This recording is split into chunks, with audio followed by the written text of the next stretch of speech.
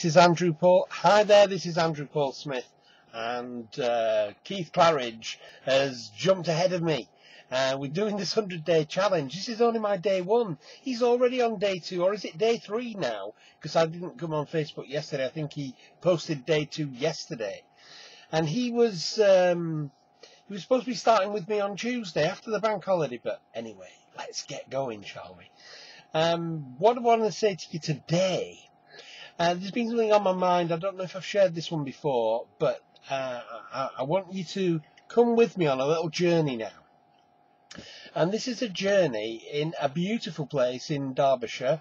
A lot of places in Derbyshire are quite beautiful, but I was there living in Cliff College, which is a Methodist Bible school, between September of 1979 and July of 1980.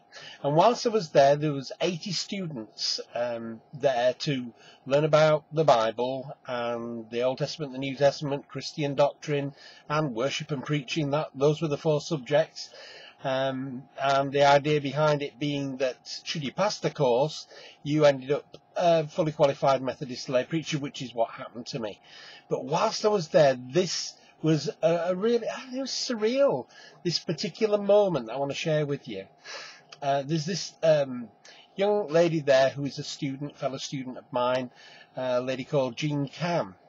And Jean was from Liverpool, and she had an Asian, Far Eastern origin, certainly a family did anyway. She was from Liverpool. And one day, Jean, she's actually one of the few people smaller than me. I'm 5'4". I think Jean was about 5 foot. And I'm stocky built, to say the least, who ate all the pies. But Jean was very slight, and she said, I want you to come with me because God has told me that there's something he wants you to see. So I said, okay. All right, Jean, I'm trusting, I'm with you. So we're in the middle of the beautiful Derbyshire countryside, and this huge building which has got lecture halls and bedrooms, study bedrooms above it. There's 80 of us there. Jean takes me by the hand. She says, you've got to close your eyes. So I closed my eyes, and I trusted her. There's lots of steps and tarmac to walk on, and then if you're with me in this moment, I'm walking holding hands with Jean, and I've never been asked to hold hands in this kind of context before, but I had to be there because I was blind, you see. I had to be led, and as I've got my eyes closed, she's saying take a step down here, and now we're going on to some tarmac, and now we're leaving the tarmac, we're going just down onto some ground here.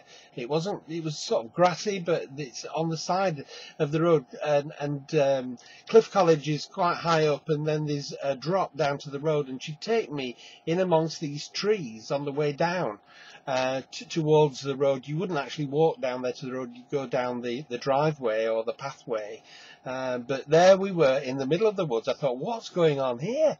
And she got me to this. I nearly said drag. She didn't drag me. She was very careful with me.